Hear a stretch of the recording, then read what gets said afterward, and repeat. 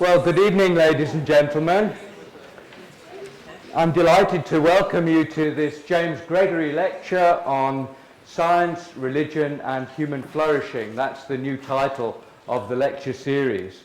And I'm especially delighted to welcome our new principal, Sally Mapstone, here.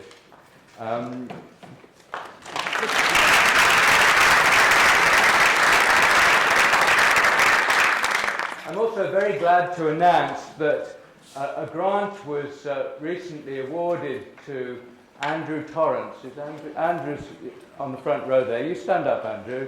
And Judith Wolfe, and myself, Eric Priest, from the John Templeton Foundation and also from the Blankenmeyer Foundation to continue funding these lectures for the next 5 years.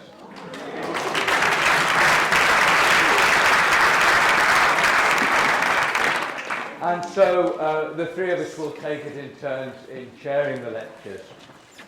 The next one is by Simon Conway Morris, who is a professor of paleobiology from Cambridge, and he's going to be talking about the emergence of life. That will be on the 27th of February. I'd be very grateful if you could fill in these questionnaires, and if any of you would like to be put on the email list so that you can hear about future lectures, please put your name on that and leave them on the front desk when you leave.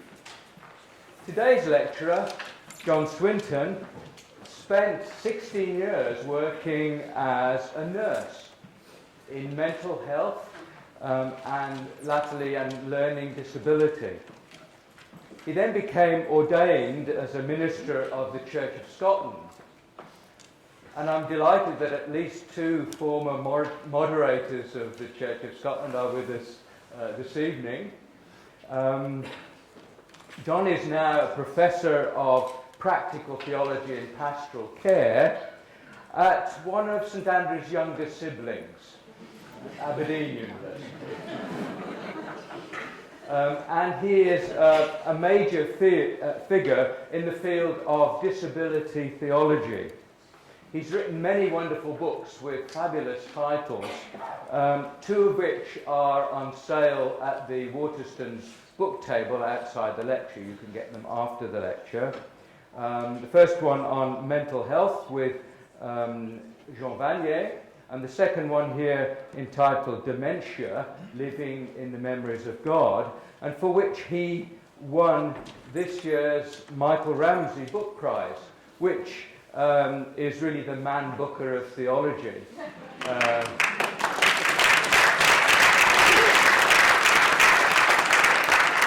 And he was presented the prize by the Archbishop of Canterbury. The title of today's lecture is Reimagining Mental Health, Theology, Spirituality and Hope. Please give John Swinton a very warm welcome.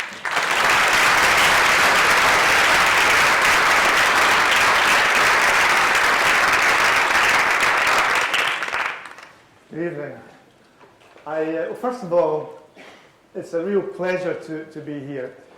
I've been fascinated by the James Gregory lectures over the year because I'm fascinated by that interface between religion and theology, spirituality, and science, and beginning to think through what that means. So it's an honour and a pleasure to be able to contribute to that conversation.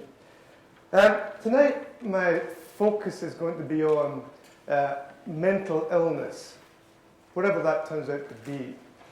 Because as you'll discover, I'm not completely convinced that we know what it means. In particular when it comes to severe mental illness. We talk a lot about it. We talk about 1 in 4 people having it. We talk about it having biological or genetic roots or neurological configurations that end up in particular experiences. But I'm not 100% sure we always know what it means. So what I want to do this evening is to help us to think a little bit differently about what mental illness is, why it's highly problematic to suggest that it's nothing but a biological condition, and to begin to open up aspects that are slightly mysterious, but actually fundamentally important for people who live with the experiences that we choose to call mental illness or mental health challenges or whatever we end up calling it. And then I want to just offer you some reflections on what a theology of hospitality might look like in the light of the things that we've been thinking about. So, 2 years ago I was at a conference in Malta. I know it's a tough life being an academic, but you have to do these things. Anyway, I went along to a very prominent psychiatrist's presentation. And he is an American psychiatrist, and he began the presentation by saying something like this. He said, I only have 20 minutes per patient, and I spend all of these 20 minutes looking at the screens, trying to manipulate the right drug regime for the individual. And that struck me as really interesting, because that kind of summed up the biological nature of mental illness as it's perceived, within, not only within his perception, but within many of our systems that we put together, and many of the ways that we explain mental health, mental illness. My point is not necessarily that mental ill health is not biological, but simply that we need to understand biology properly before we can understand what its role actually is in the experience of mental health problems. My good friend and colleague at Duke Divinity School, or Duke Medical School, he's a joint position, Warren Kinghorn, he's a psychiatrist, and he's written a wonderful PhD thesis on the way in which biomedicine has kind of taken over our understanding of mental illness, and the way in which the church in particular has kind of got sucked into that biomedicalization of mental health and mental illness. And one of the things that Warren says is, or points towards, is that the temptation of biology is great because, like all science, you can see it. It's obvious, it's clear. There are randomized control trials. There are things that you can look at, change, manipulate. So therefore, it has a real sense of reality in that sense. But that can be deceiving, and particularly deceiving if the church simply takes psychiatric or biological explanations of mental illness and then says, okay, this is what it is, this is where we'll build our foundation, and let's move on from here. He wants to argue that it's a mistake to start with explanations from other places, or at least with the assumption that explanations from other places are the only explanations that have relevance for any particular phenomenon. So whilst biology is really important, and it's certainly got a very loud voice within our culture, there are other stories that we can tell about mental health, mental ill health. Other stories that are equally as important, other stories that are profoundly significant in understanding what mental illness actually is, if it's anything at all. So, beginning in the right place means just telling the right kinds of stories that enable us to understand this particular phenomenon properly. Rather than having a single story that overwhelms every other story, we need to think about the idea that maybe there are other stories that we can tell about the experience of mental distress. So what we believe about the world will determine how we look at it. How we look at the world will determine how we name it, and how we name something in the world will determine how we respond to it. So how you name something is really important. And there's an interesting little theological beginning point for thinking about that. You know, if you think about the Genesis account of creation, what you have there is a kind of explosion of action where God creates the world and all sorts of things happen. But in the midst of that energy, God gives Adam a number of responsibilities, one of which is to name things. So Adam sits down and the giraffe comes up, he calls it a giraffe. The toucan comes up, he calls it a toucan, whatever it is. Once Adam gives something its name, it becomes that thing. And so a primal responsibility of human beings is to name things properly, because once you've named them, that's what they become. And when they become the thing that you've named, then you respond according to what you think that name represents. So naming things properly is profoundly important, and actually, arguably, a theological responsibility that's given to God, by God to human beings, right at the beginning of creation. So, what do we mean when we name something or talk about something as mental illness? Now, mental illness is not, in many ways, the same thing as physical illness, because for a physical illness, you can look at it. You can see it, you can measure it, you can touch it. If you have a cancerous lesion on your lungs, then you can take technology, look at it, intervene, and hopefully get rid of it. But mental illness functions in a different way, because you can't look at it for the most part. Now, arguably, some of the biological techniques mean now you can see differences within a person's neurology or within their genetics. But for the most part, the way that we work out if somebody has a mental illness is because they tell you. They give you a set of experiences, a number of stories, which you then filter through the various ideas and theories that we have and make sense of that. And we say, well, this person has schizophrenia, or this person has bipolar disorder. But it's a different way of working out what an illness is. So the idea of mental illness, and I've got mental illness in inverted commas, not because I don't believe that mental illnesses exist or that the phenomenon that we call mental illness exists, simply that the question that I want us to be thinking about is whether or not that's the most appropriate way to frame it. So the idea of mental illness is an increasingly powerful conceptual lens by which disfavoured experience and behaviour is interpreted and responded to. So it's only relatively recently that illness has been considered the primary definitional language used to describe the varied experiences that we now call mental illnesses. Previously and currently across cultures, people have talked of alternative realities, demons, visions, dreams, and so forth. So it's only over a very short period of time, perhaps 100 years, 120 years, that we started to use that kind of language around these experiences that we've come to now call mental illness. So now the primary language used when talking about severe psychological distress tends to focus on such things as diagnosis and symptoms, with the associated experience defined primarily as the side effects of broken biology. So you can have hallucinations, you can have deep depression, you can have delusions, but they're seen primarily as side effects of something that's gone wrong in your biology.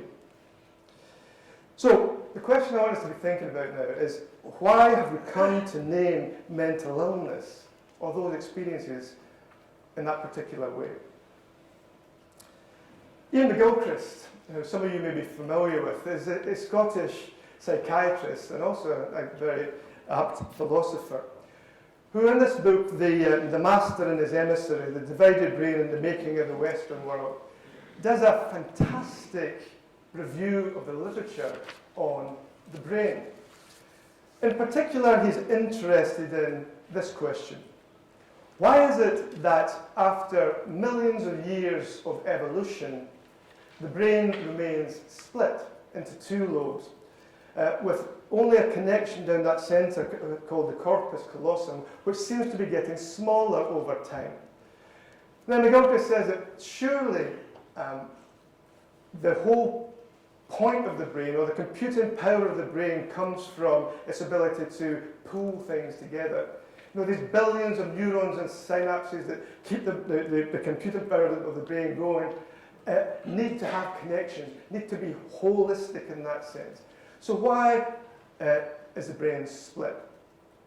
Well, when he looks at the literature, he begins to see that the kind of traditional understanding of why the brain may be split is kind of false. Because normally people would have assumed that the right-hand side of your brain is the side of your brain that deals with imagination and creativity. And the left-hand side of your brain deals with facts and solid scientific things. From his review of the literature, it's very clear that the whole of your brain is responsible for all of these things. So why then do you, or do we, have split brains in that sense, or at least two lobes in that way? Well, the way that he resolves the issue is by suggesting that actually, rather than one side looking at imagination and another side looking at facts, what the two different lobes of the brain do is enable us to pay attention to the world in two quite different ways. And so he uses the illustration of some birds looking for seed on a pebbled ground. In order to find the food, the bird needs to have a focused, grasping attention so that it can narrow in on small things, pick them up, sort them out, and survive by consuming them in that sense. So it needs a very particular way of paying attention to the world. And he says that way of paying attention to the world is the way that the left-hand brain draws our attention to the world. But in order to survive, that same bird needs to have a different kind of attention, or to pay a different kind of attention to the world. Otherwise, while it's focusing in on this seed here, looking for its lunch, it'll become some other creature's lunch. And so you need to be able to pay attention to the world in a broader sense, in a more open way, in a way that does include imagination and creativity, but so does this other part. So there's two different ways that you're paying attention to the world. Both are necessary for survival purposes, but both are necessary for you to make proper sense of the way that the world is. Now, McGilchrist's big thesis in the midst of that is that in post-Enlightenment Western societies, it's the worldview of the left-hand side of the brain that tends to have dominated the way that we come to look at the world. So that focused attention, that grasping, that kind of cutting yourself off from the world and looking for certain things in a very distinct way, is the way that as a culture we've come to pay attention to the world. And so we downgrade the worldview that's given to us by the right-hand side of our view, which is full of creativity, openness, something slightly different. And we substitute that, or we put it to one side, and we pay attention to the world in that particular way. Now, McGilchrist's point is this. As a culture, we have been taught to pay attention to certain things and not to pay attention to other things. To pay attention to science and mathematics and hard, concrete things, and not to pay attention to emotions and values and spiritual things in that sense. And so we have a kind of a lopsided understanding of the way that the world is, which comes from, not from our brains necessarily, but from our culture, the way that culture has taught us to use our brains. And by implication, over time, people will become hardwired not to take spiritual things and spiritual experiences seriously.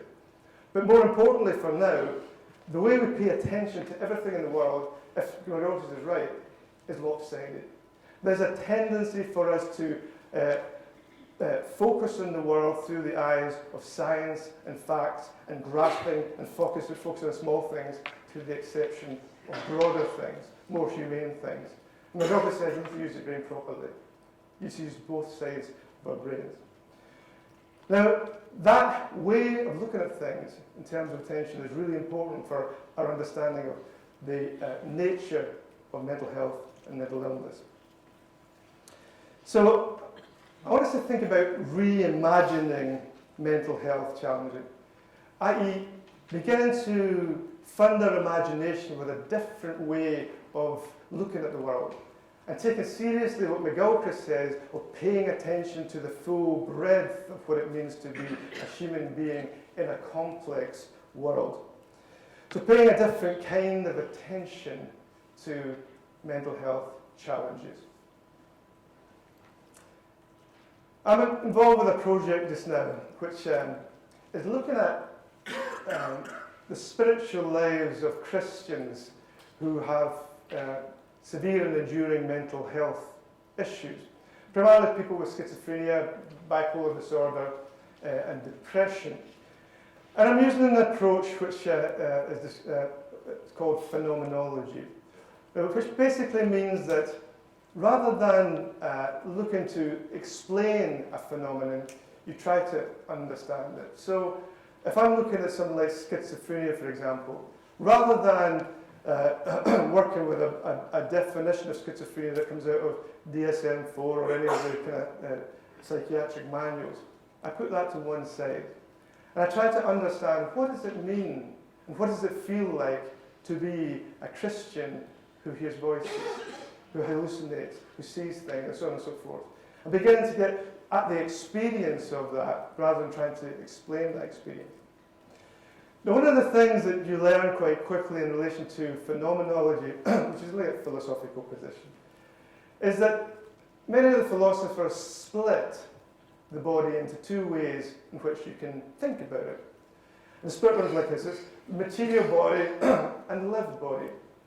So your material body is the physical thing that you see here before you. This beautiful body here is a material. I don't know why you're laughing. Loudly. The material body is your physical body. So it's your biology, it's your neurons, it's everything that's physical about you as you walk around within the world. Your lived body is the body as it experiences the world. Okay, so you've got a biological thing here that's doing its thing and doing lots of interesting things, but your lived body is the experience of that body in the world. What does it feel like to be in a body in the world in these particular situations? So keep that separation. The two are not separate as in different, but the different ways of being in the world. So every mental health challenge has a spiritual story. And so this is to do with the tension between the material body and the lived body. All mental health challenges have two stories. One speaks of the material body, scientific and biomedical, and the other relates to the lived body, experiential, spiritual, and deeply personal. As long as we keep these two narratives in constructive, hospitable tension, we'll pay the right kind of attention to issues around mental health. If we pay the wrong kind of attention to either story, things become really tricky. And this is when it becomes quite interesting but quite difficult, because the big narrative around mental health just now is that it's biological. And there are good reasons why people want that, some of them more noble than others, but one reason would be because it destigmatizes conditions and experiences that are highly stigmatized. So if you have something like schizophrenia, as a good example, it's a highly stigmatized diagnosis. People, for whatever reason, tend to place a series of negative connotations simply on the basis of the diagnosis. If you can medicalize that, i.e. draw it into the medical model and say that it's just like measles or it's like diabetes, then you destigmatize it because it just becomes like anything else. So there's good reasons for that, but there's a difficulty and a danger. So pay attention to the material body. So here would be a definition of schizophrenia that sits nicely in that destigmatizing biological model. It goes like this, it's effulatory. Schizophrenia is a brain disease, now definitely known to be such.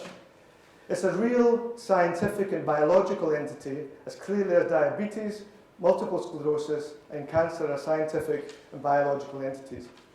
It exhibits symptoms of a brain disease, symptoms which include impairment in thinking, delusions, hallucinations, changes in emotions, and changes in behaviour. And like cancer, probably has more than one cause. So you can see, destigmatizing focuses primarily on the material body. And so you have a series of symptoms, impairment in thinking, delusion, hallucinations, but they are nothing but the product of poorly functioning biology. But one level it destigmatizes. But John Modrow, in his fascinating book called How to Become a Schizophrenic, he's a psychiatrist who has schizophrenia. And he says, I cannot think of anything more destructive of one's sense of worth as a human being than to believe that the inner core of one's being is sick, that one's thoughts, values, feelings and beliefs are merely the meaningless symptoms of a sick mind. What the concept of mental illness offered me was scientific proof that I was utterly worthless and would always be worthless. It was just the nature of my genes, chemistry and brain processes, something I could do nothing about. Now, the problem that Modrow highlights in relation to the medicalization of mental illness is that if you reduce everything to biology in the way that a definition of that would do, then profoundly meaningful experiences become meaningless. So you're reducing the humanness to that should be the material body. The point is not that the experience of the lived body are not real or unimportant, that should be material body. The point is that if we pay the wrong kind of attention to the material body, surprising and often unnoticed side effects can occur. Chief amongst them being the stripping of meaning from profoundly meaningful experiences. And so there's a tension there. If you focus on the material body, lots of good things happen. You could probably get some good interventions, you could probably destigmatize it, but there are side effects in the context of the lived body. So paying attention to the lived body, moving from symptoms to meaningful experiences. What would it look like if we took out the language of symptoms and put in the language of experience? One of my postgraduate students who graduated just over the summer, she did a fantastic piece of work on spirituality and the use of pharmaceutical drugs. And what she really did was, she used a phenomenological approach, but she was looking at the experience of, I can't remember, 30, 35 people with severe mental health issues, and looking at the impact of medication on their lives, and trying to work out what it was or how the medication impacted upon their spirituality. And what, amongst other things, she discovered was that while many people were very keen to take medication because it helped them in some ways, the taking of medication very often had a side effect. And that side effect impacted upon the person's spirituality, a sense of meaning, a sense of purpose, their ability to do certain things that were, in terms of spiritual disciplines, they weren't able to do before. And so her name's Lynn Vanderport, and she's got a book coming out soon. You should look out for it because it would alter the way you see things a bit. But let's think about medication in that sense. Medication, of course, is helpful, useful, and within the material body it has a job to do. But what impact does medication have on the lived body? Let me read you a little abstract from an article I came across in the New York Times. This is by a young psychiatrist in Philadelphia. And she says this: Philadelphia. In the middle of the night, in my second year of psychiatric residency 13 years ago, I was wakened to see a prophet. The man in his early 50s had been living on the street. He was a college graduate from a middle-class family. But on Christmas Eve, 3 decades earlier, the Archangel Michael had come to him in a vision and demanded that he spread God's word. He told me I would suffer great pain, the man said. His words are true. I suffer great pain. He lifted his shirt and showed me his chest, covered in Kaposi sarcomas, the stigmata of full-blown AIDS. He said he had come to the emergency room to preach. I encouraged him to check into the hospital for care. He refused, and I considered my options. I could allow him to leave, or I could admit him involuntarily. I knew, though, that if we gave him antipsychotic medication, he'd realise that he was a homeless man with AIDS. Would he rather stay a prophet? Did he have the right to choose psychosis? Did I have the right to choose for him? Psychosis refers to an experience of reality that's fundamentally different from the reality of others. As doctors, we expect those with psychosis to realise that their reality is false and to agree that they need treatment. Perhaps unsurprisingly, they often don't, exhibiting what we refer to as lack of insight. If, however, lack of insight is defined as a failure to accept an alternative view of reality, then do the rest of us lack insight too? Question mark. Now her point was, and she ended up giving this guy medication and he was kept in, but her point was twofold. One, you can take away his delusions, but by taking away his delusions, what do you leave him with? So if he's no longer a prophet and he's now simply a homeless man with AIDS, how does that impact upon his lived body? So you can fix his material body, or you can deal with it. What strategies, what do we have within systems that can enable us to give that man as positive an identity as a homeless man with AIDS as he had when he was a psychotic prophet? Now, the point is not don't take your medication or anything like that. The point is that the side effect of medication in the context of the lived body is pretty profound. If we take our eye off that, then we miss something fundamental to what the experience is. And of course, a second point, which is just a by-the-way point, was if psychosis is an alternative view of reality, then, and we disagree with this gentleman, then whose psychosis is more prominent? But that's a more complicated philosophical and medical issue. But you see how the dynamic runs. I'll give you another example. Peter Barham and Robert Hayward, in a book that many years ago, but it still stands up as something that's really worth reading. They did a wonderful piece of qualitative research with 40 people with schizophrenia who were moving from the psychiatric institution, into the community. And they followed them around and tried to work out what was happening with them in their lives. But one little section in there that was fascinating, and that had to do with the taking or not taking of medication. Because one of the things that it's very obvious, very often happens, is that when people come out of an institution into community, they very often stop taking their medication. Now, psychiatrists would call that non-compliance, so somebody's not complying with their drug regime. And Barham and Hayward were fascinated by this idea of non-compliance. What does it mean not to comply to your drug regime? At one level, it can be framed, well, these people don't take their drugs, they lose track of reality, and therefore they have to be reinstitutionalized. But they've discovered something else. What they discovered was that when they had conversations with these folks, a really interesting thing began to emerge. The reason that they didn't take their medication was because, to quote them, mental patients take medication.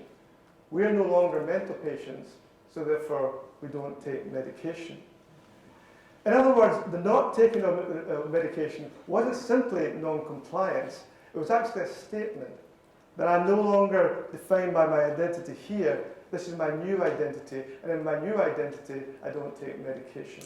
Now, that's not necessarily a healthy position to be in, but it's fundamentally important to understand that that's how they felt. It was a statement of citizenship, not simply non-compliance. A statement, a request, a movement towards personhood, not simply a refusal of treatment or even simply a lack of insight. So if we don't really think through the significance of the lived body, and if we are focused primarily on the material body, be that through drugs, be that through whatever way we are, then we miss what it means to be somebody who experiences the world differently, and who maybe is seeing things that are unusual, but these things that are unusual are powerful and deeply meaningful for the individuals concerned. I have a friend who she lives down south, as in New Zealand.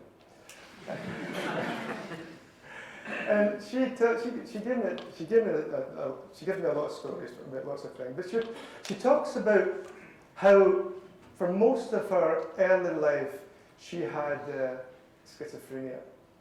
And she had very serious schizophrenia in the sense that her life was pretty miserable. So she would be constantly surrounded by a cacophony of voices. These voices were telling her to do horrible things to herself, to other people, to go to places that she didn't want to go. They were controlling, they were manipulative. It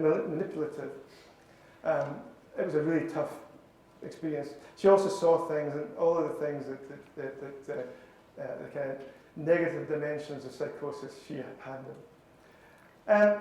But then when she was in her early 20s, her schizophrenia literally just stopped.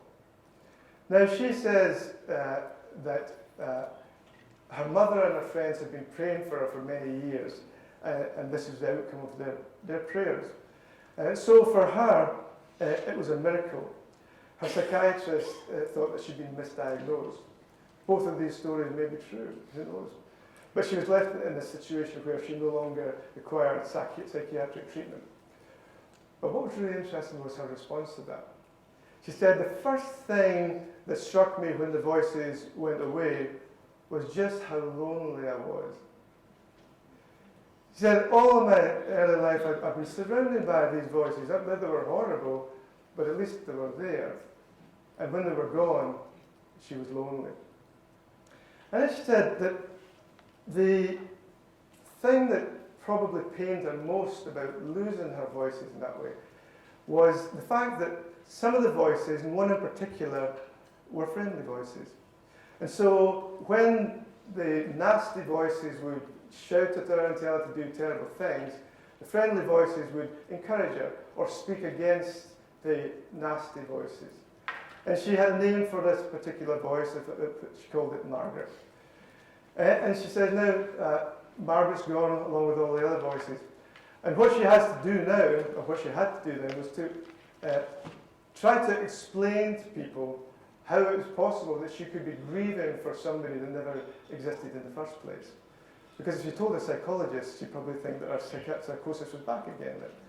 And so the strange thing was that for her, losing her voices was a deeply emotional, psychosocial, and ultimately spiritual experience.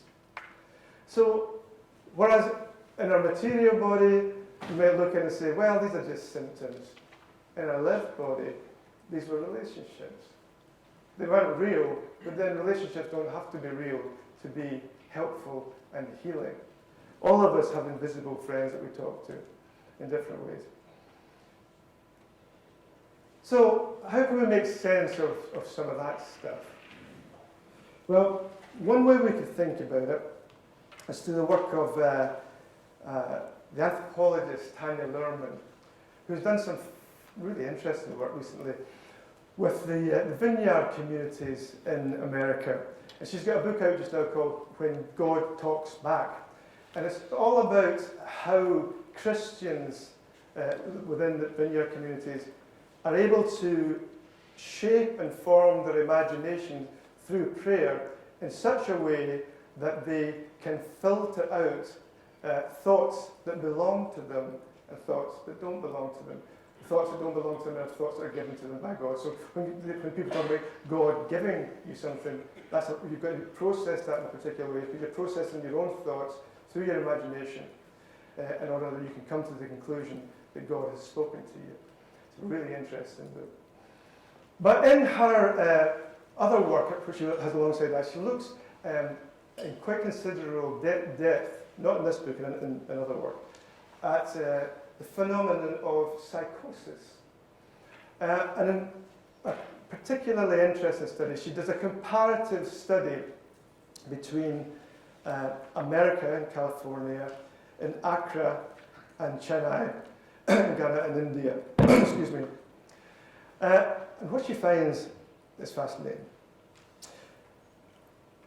In the US patients, almost all people who heard voices identified as schizophrenic and used the diagnosis to talk about their condition.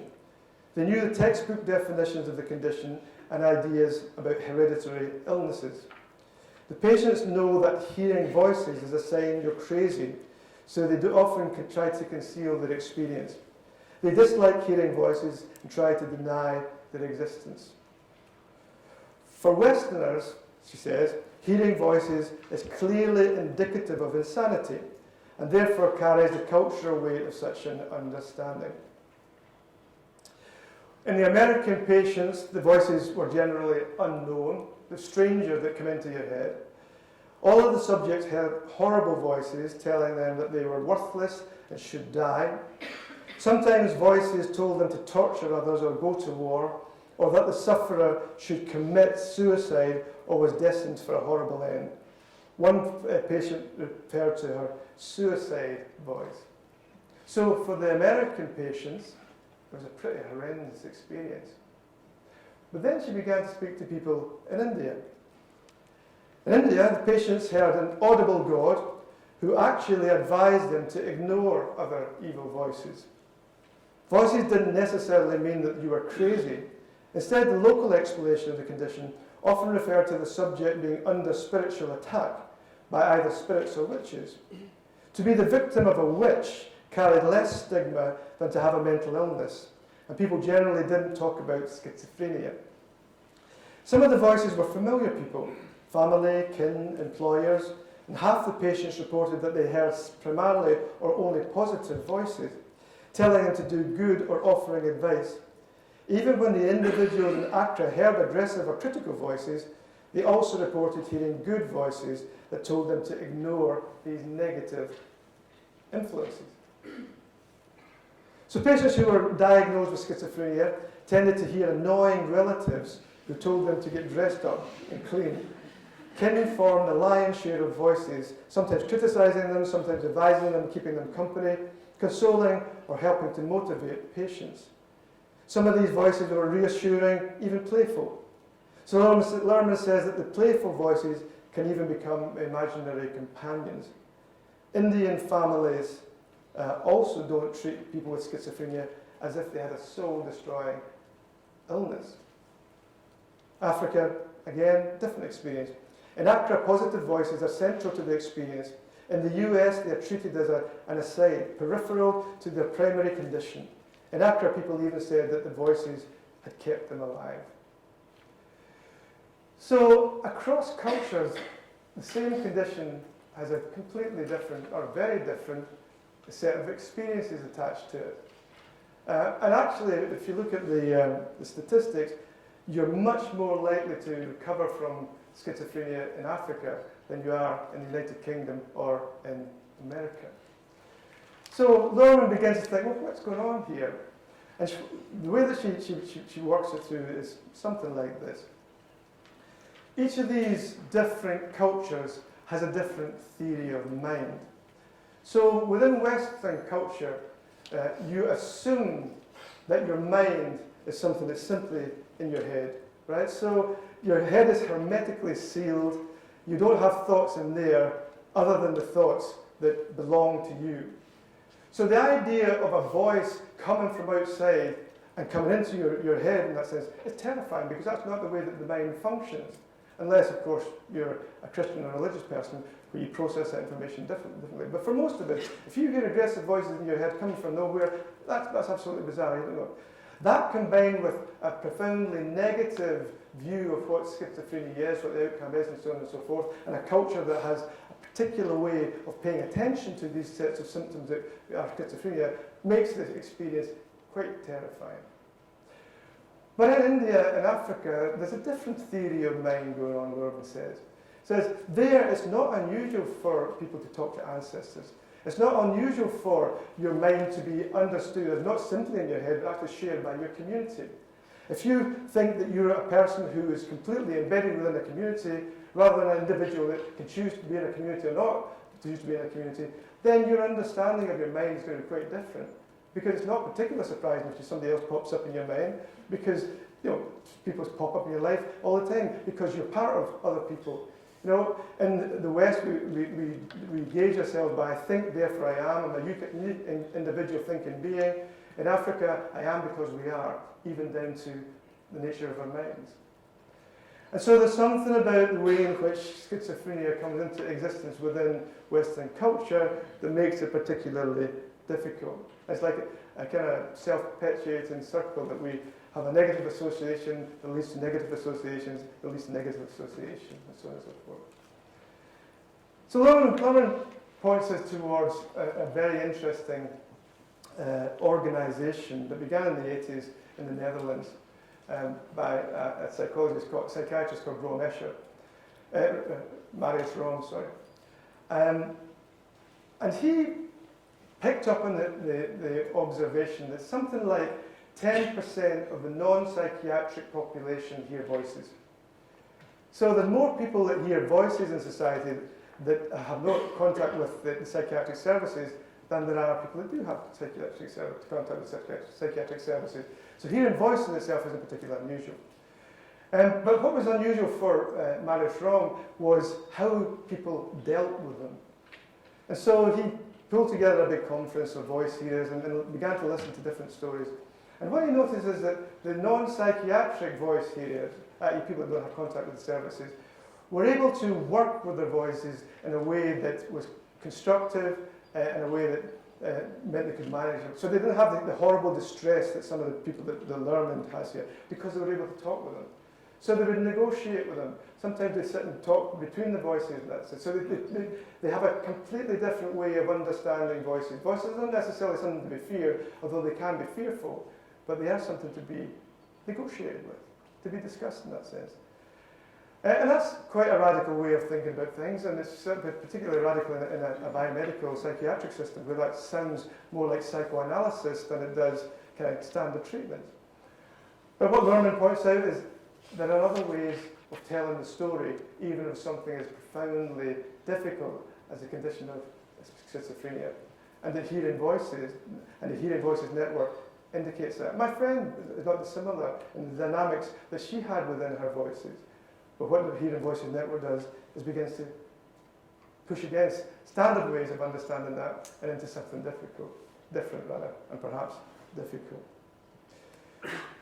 So what I've been trying to do to you is just unsettle our understandings of what we think we're talking about when we're talking about mental illness.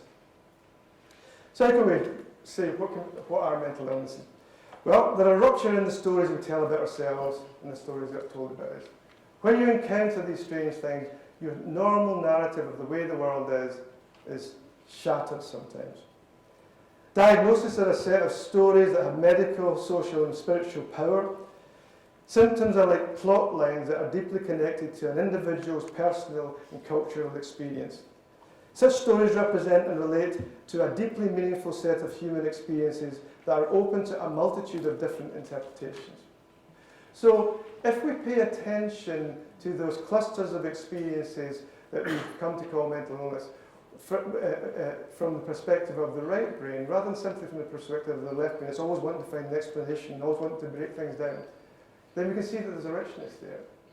And there's a richness there that means that the care of people with even the most severe mental health issues is not something that's simply for professionals, but essentially it's for all of us together, to come together, to understand, to listen to these narratives, and to rethink what it means to be part of the healing community that emerges from that.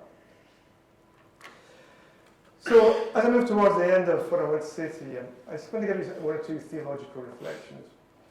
And this is a painting of Pope Francis when he was a cardinal. The gentleman at the back there is the painter who's painted himself into his own picture, as all humble people do.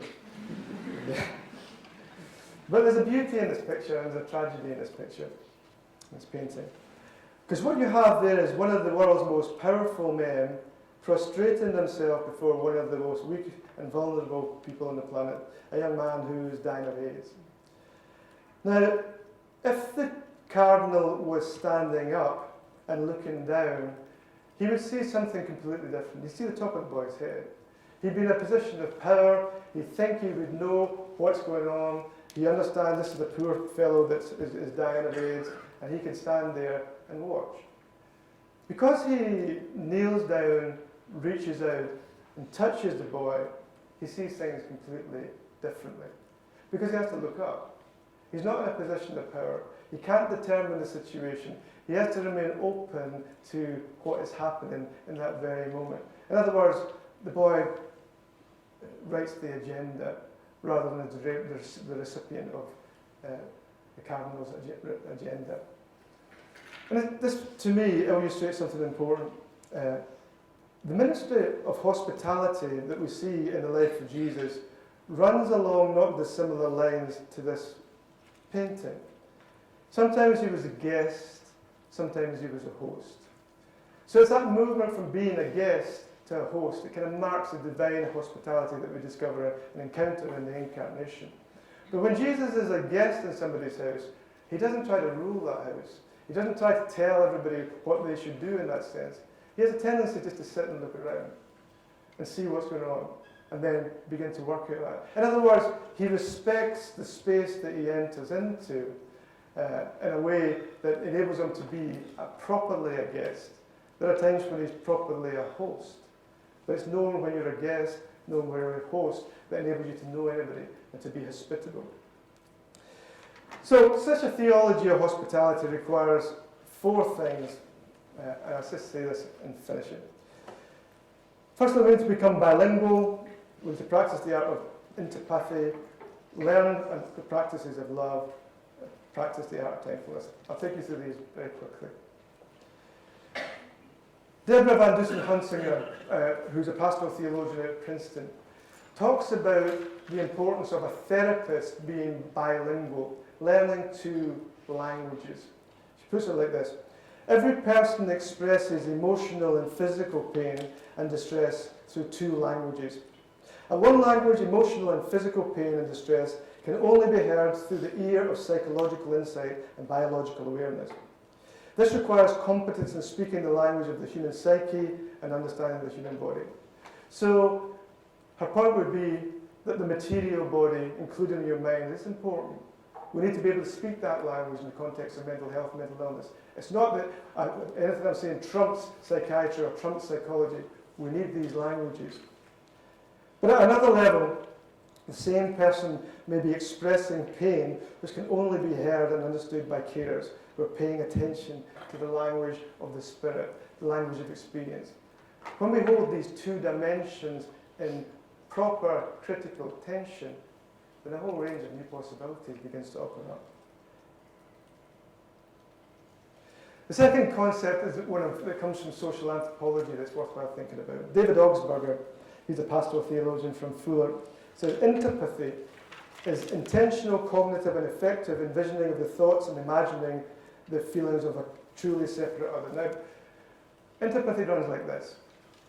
Empathy is when you imaginatively project your understanding of an experience into the life of another person and try to make sense of that. So you bring your imagination, you put it into somebody else, and you try to make sense. Empathy, which comes from cross-cultural encounters, is when you enter into a different culture, enter into somebody else's life for the sake. But rather than simply bringing all your knowledge into that situation and trying to make sense of that according to what you think you already know, the anthropologist who engages in empathy just sits down and looks around and remains open to surprises. Okay, so the anthropologist can't get rid of the things they already know. So in this case, you can't get rid of what you know about diagnosis, you can't get rid of what you know about biology. These things remain important. But you can put them to one side and you can look around. And when you look around, you'll discover that you know things. You learn new things that you didn't know before. And thirdly, so there's a news headline coming through my iPad. I could tell you what it is, but it's too exciting. Thirdly, a theology of hospitality requires love. Now, Joseph Pieper, scholar of Thomas Aquinas, describes love in these terms. He says, love is saying to the other person, it's good that you are here, and I'm glad that you exist. Right? Now, that's the precise opposite of the way that society very often responds to people with mental health problems in general and severe mental health problems in particular. So a theology, or better, a practical theology of hospitality learns to pay attention to people in a way that everything that you do gives the person the sense that it's good that you exist, that you're here, I'm glad that you exist. And that requires reprogramming ourselves in relation to what we think we're seeing and beginning to learn what it means to see people as people. And finally, a practical theology of hospitality requires timefulness. In order to understand the kinds of experiences we've been talking about over the past half hour or whatever, you need to take time with people. You can't be rushing past them. You can't already have decided what you think they need. You need to stop. You need to listen. You need to open yourself to strange new realities. And you can only do that when you begin to practice love, and practice love slowly. Japanese theologian Kusaka Kiyama many years ago wrote a book, which is actually an essay, called The 3 Mile an Hour God. And his thesis is this. He says, 40 years in the wilderness is God's basic educational strategy. So, and then he moves on to say that the average speed that a human being walks at is 3 miles an hour. So Jesus walked at 3 miles an hour. So love has a speed, he says. Love has its speed. It's a spiritual speed. It's a different kind of speed from the technological speed to which we are accustomed. It goes on in the depths of our life, whether we notice it or not, at 3 miles an hour. It's the speed we walk, and therefore the speed the love of God walks. If we slow down and take time for those things that, as Stanley Hauerwas has put it, the world considers to be trivial, then we'll see surprising things. We'll see surprising things in the context of mental ill health in the way that I've described this now. But also, you see, if you take it into the context of dementia, which is one of the areas I'm very interested in, the only way you can be with somebody with dementia is by slowing down. And when you slow down, you catch people in ways that it's impossible to catch them at other times. But as a general principle, all of us should slow down. If it's the case that love travels at 3 miles an hour, then maybe all of us are traveling a little bit too quickly. I spoke to a colleague who works in a hospital in America. I was talking to him about 3 mile an hour God, and he laughed, as you would. He said, well, this place, he says, means that, or makes me walk at a minimum of 6 to 9 miles an hour. And I said to him, well, who are you following? If Jesus is walking at 3 miles an hour, you're at 9 miles an hour, who are you following? So I think we all need to slow down a little bit. But in the context of what I'm talking about just now, slowing down enables us to focus on the lived experience, the lived body. When we focus on that dimension of people's experiences, we're surprised and a whole new range of options, possibilities for loving and hospitable encounter become a reality. So, pay attention to the world properly, and many interesting things will emerge. Thank you for listening.